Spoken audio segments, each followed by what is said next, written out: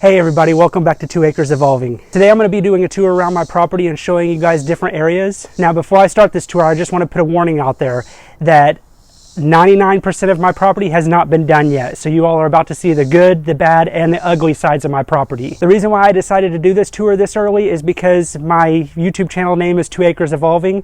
So I kind of wanted to show you all what everything looks like now and then show you the evolving process as I do different projects. Now the first area that I wanted to show you, I have not done very much work at all.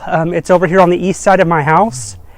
The privacy fence that's down over by my pond area is going to be coming down and going all the way down to the corner over here, and then it'll be going over to the house. Now I don't have any landscaping over here right now. I have a couple of trees, but that's about it. I plan on, after I get the fence put in, I plan on putting flower beds along the fence line, and then flower beds coming all the way around, and then in front of the brick area over here where I have the hostas. I'll probably be making the flower beds over here 6 to 8 feet wide. And then I'll be putting a flower bed in the middle of this area as well. And then pulling up all the weeds in this area and grass, and then laying sod down. Now, this area gets pretty much shade all day long. It gets a little bit of sun in the mornings. So in other areas of my yard, it's going to be Bermuda grass, but Bermuda grass does not do well at all in shaded areas. This area has a lot of trees in it, so I need something that's going to do well in a shaded area. So I'm going to be putting probably fescue sod down in this area, but I'm not going to worry about the grass in this area until I at least get the flower beds built and put exactly where I want them. So over here is the Hosta area that I did recently with the rock pathway. Now, I don't think there's anything on my property that was here before I moved in, besides the crepe myrtle tree and the regular trees. I don't think there's anything else that was here. So everything that's planted in flower beds is brand new this year. So this area will definitely fill in. It's just going to take a few years possibly for everything to grow to their full potential. And then blank areas like right here, I've still got some planting to do. I just haven't decided yet what I'm going to put in this area yet. So over here where I did the paver walkway, I've still got a little bit of rock to put in. And then I don't plan on putting anything in the ground where the rock is. I plan on just doing containers like this. This is the Supertunia Vista Snowdrift. And then I have a hibiscus. The hibiscus isn't in bloom yet. It keeps going in and out of bloom. But I'll pop a picture up on the screen so you all can see what this looks like. It's done really well this year. Both of them have. Oh, and I've got some blooms, if you can get closer in. I've got some blooms forming. So this one will probably bloom out again pretty soon. And then up here on the deck, now this area looked completely different when I first moved in here. This deck wasn't here. The only thing that was here was this concrete patio back here. Everything else was dirt, and I'll see if I can find a picture and post that up on the screen so you all can see what it looked like before. But I built this deck, and this pergola I built on this deck, but it's not staying here. It's going to go out in the middle of the yard somewhere, and I'll show you where that's going to go later. But I plan on doing a cover over this deck and completely covering it, and then possibly completely covering the patio as well, but I haven't decided if I'm going to do that yet. But right now on the deck I have some plants that are on standby. I have the serendipity alliums that I showed you in the previous video. I have those up here just waiting to go into the ground. I still have to get those stumps out before I can plant those. And then I have a few random plants for random projects. But this tree I wanted to talk a little bit about. This is a mimosa tree. This I just found randomly growing in my back flower bed where my pond is. And I don't have a mimosa tree anywhere near here, so I'm not sure where it came from. I think maybe a bird brought a seed over or something. But I found it growing in my flower bed, so I dug it up. And it was about maybe 4 inches tall when I dug it up about 2 months ago, and it's already this tall. It's probably pushing 2 feet tall already. So these are very fast growing trees, and this will be going in a specific area back in the back corner, and that'll be in a future video. My David Austin roses, I need to come out here and deadhead them, but these have done awesome as well. This one has a pretty good bloom right here.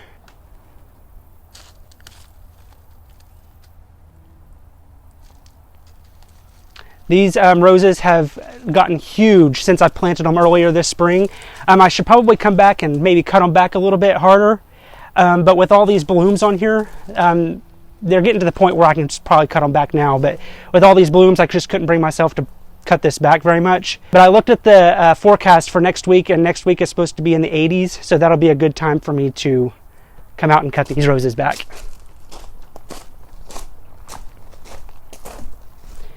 Now this area, I planned on doing grass from here on out to the backyard. I'll be doing that next spring. However, I had a few extra pavers from the paver walkway project, and I think I may continue those on up to probably about here where this flower bed ends, and maybe grow grass in between them or put rock in between them. I haven't decided yet exactly what I wanted to do, but I think I want to continue these on up a little bit and then continue with the grass out into the backyard. Speaking of the backyard, right now it's got a little bit of grass and a whole bunch of weeds. So next spring I'm going to be getting a sod cutter and cutting all this out and tilling it all up, and I'm going to be planting Bermuda grass back here so that it all looks the same and not a bunch of different types of grass and weeds and everything. This area over here, this is kind of off of the walkway area that I did recently.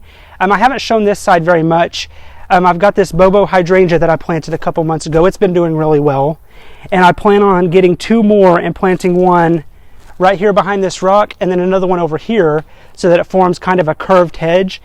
These get about 4 feet tall and about 6 feet wide, so that'll make a perfect hedge for this specific area and to curve around. And then I have some lemon thyme plants, and I have a whipcord shrub that I planted earlier this year. I have some lilac shrubs over here that have done really well, and when these are in full bloom, they're not really in bloom right now, but when these are in full bloom, these smell amazing. I have these canna plants. I have one right here, and then one in the back, and then one back there in the very back over there.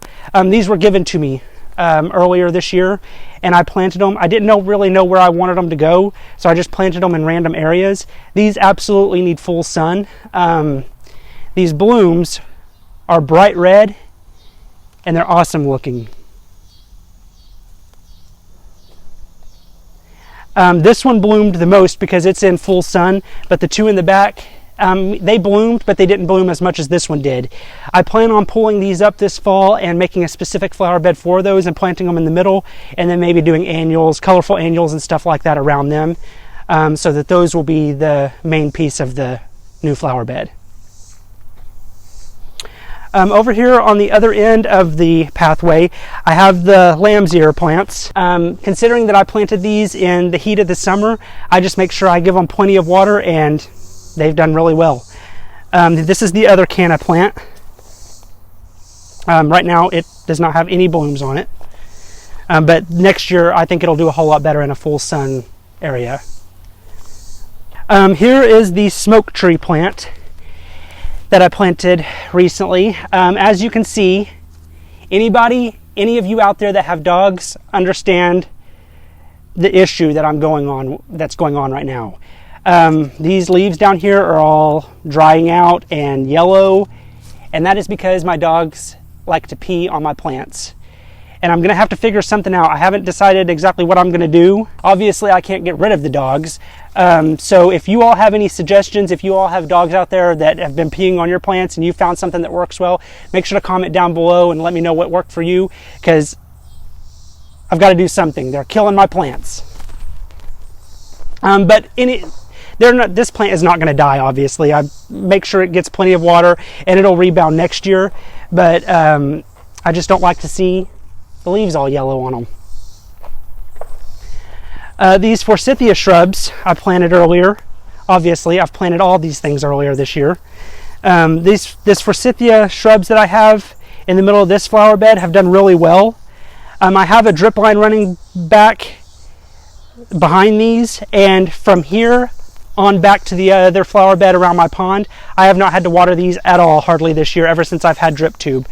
There was one time that I accidentally nicked the drip tubing and I had to come out here and manually water this area, but other than that I haven't had to come out here and manually water at all. The drip tubing has done an awesome job back here. I have a couple of azaleas over here, one over here and one on the other end. The Supertunia Vista Snowdrift, these two have done awesome. This one in the middle looks like it's struggling a little bit, but it's getting to be that time of the year. We're getting towards the end of the summer and the temperatures are going to start getting colder, so their days are numbered.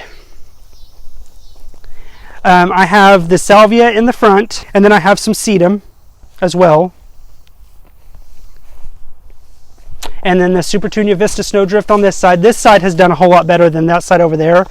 These have done really well for me this year. And I have one in the front yard that has gotten absolutely huge. These are about 2 to 3 feet wide and about a foot tall. Maybe not even a foot tall. The one out front is double, if not triple that. It is huge, and I'll show you that one later. I have this Russian sage plant. This one smells awesome as well. I have one over here and I have one over on the other end, and then this is the other azalea bush. This azalea bush was a victim of my dogs as well earlier this year, and this whole side was brown and was not doing well, but it's rebounded nicely. I guess my dogs are leaving this one alone for the time being.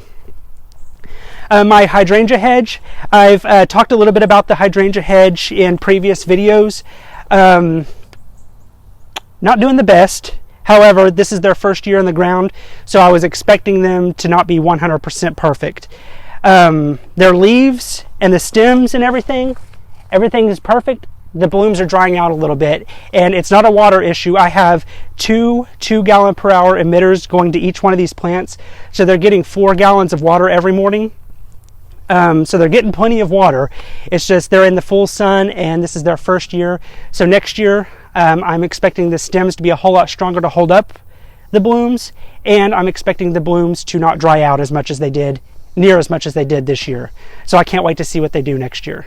These will get rather large. If you haven't watched my previous video where I explained about this back area, I put landscaping fabric down and put mulch down back here.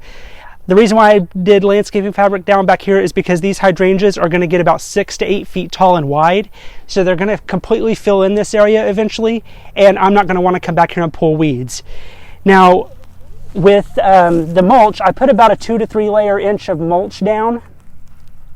And obviously there's no landscaping fabric up here where I'm planting things, and I have to pull weeds every once in a while, but for the most part, the mulch has kept the weeds away, and I haven't had to really worry about it. The only areas that I'm going to be putting landscaping fabric down is in pathways and areas like this back behind the hydrangea hedge where I don't plan on planting anything ever. So those are the only areas that I'm going to have landscaping fabric. This new flower bed over here, I'm still in the middle of digging this out and getting all the weeds and everything out and then plant it up. I recently planted this dense yew shrub in my last video. This one gets about 4 feet tall and about 6 feet wide, I believe. So I want it to fill in the end of this flower bed and kind of separate this off. However, these flower beds are all the way around my yard are going to be connecting. I have the flower bed over on this side, and then the pond flower bed, and then this new flower bed back behind me that is still under construction. Once I get done with this flower bed, once I get it all dug out, not whenever I get it all planted up, because that's going to take a while. But I'm going to have a picket fence going from this fence line, and the privacy fence is going to continue on down. So I'll have a picket fence from the privacy fence, and it'll go all the way down to where my greenhouse is going to go, and I'll show you where that's going to go in just a second.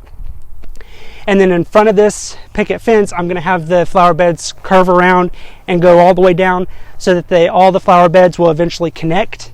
and then I'll just have grass in the middle with a couple of flower beds in the middle of the yard. This area right here,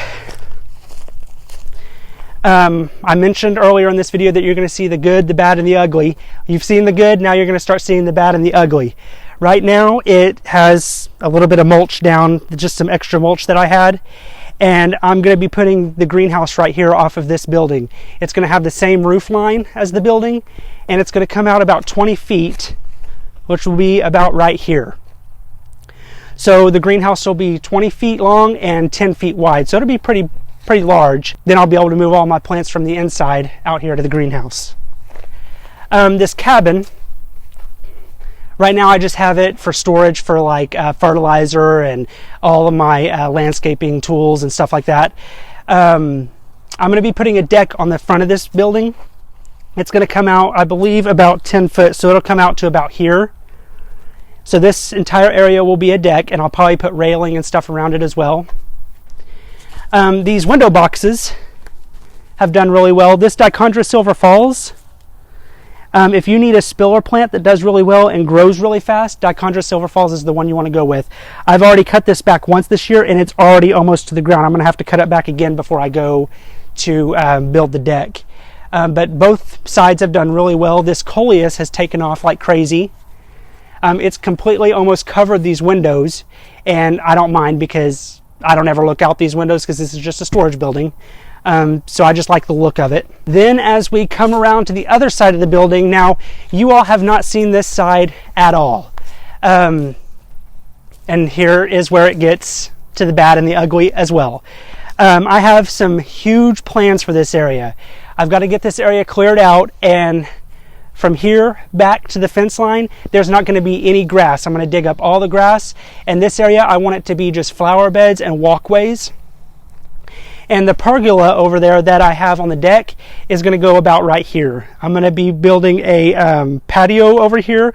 Probably, I don't know exactly what kind of a patio I'm going to do yet right here, but I'm going to build it right here and then put the pergola over the top of it, and then that'll open up to this area to have the pathways and the flower beds back in this area. And then there'll be a picket fence, the same one that's going to be going over there, a picket fence going along this side to kind of separate this area from the grass area. This area back here pretty much gets full sun right now. So this is where my vegetable garden is going to be going. I'm going to have 12 raised beds. I'm going to have 8 6x3 beds and 4,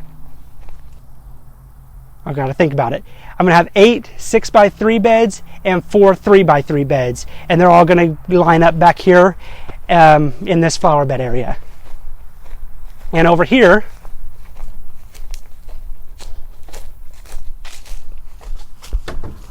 are some of them. I recently bought these, had these made, and after I got them, I kind of wish I did not pay to have these made because I can make these myself. So I'll show you, these are not very expensive to make. I'm going to be using these for right now, and then whenever I get more money, I'll probably be making some nicer ones. But for those of you like me that are working on a budget, these are some really good raised beds, and I'll show you all probably next spring how to build these. So then over here is another wide open area. Right now I have a burn pile right here. I'm almost done kneading this burn pile. So once I'm done with this, I'm going to come in here and till all this up, get all the weeds out and everything. And then this is just going to be full of Bermuda grass. And I cannot wait for the Bermuda grass to grow in this area and the area over there in the other part of the backyard, because I want it all to look the same. Instead of having just random weeds and random grass growing in specific areas. This chain link fence that runs along to the house, that's going to be coming out, and I'm going to be putting a wooden privacy fence along here. I decided to do a privacy fence over here because I plan on doing different areas in this area over here. Possibly a pool later on. That's probably not going to happen within the next 4 to 5 years. But I would much rather have a privacy fence going along here than another chain link fence, just to have a little bit of privacy in case I do decide to do a pool over here. But I plan on like I said, doing the grass over here, and then along the fence line doing other flower beds, and then along the house doing flower beds. I kind of want to leave this space open just in case I decide to do an addition onto the house or put the pool in or anything like that. I kind of want to leave this option, this area available for stuff like that. So that's the tour of the backyard. I'm about to start the tour for the front yard, but this video is probably turning into a very long video, so I'm going to split this up into a part 1 and part 2. So part 1 is the complete tour of the backyard and what I have plans for it. And then part 2 will be the complete front yard and what I have plans for that. But anyway, thank you all so much for watching this video. Don't forget to like, comment, share, and subscribe to my channel, and we'll see you in the next one.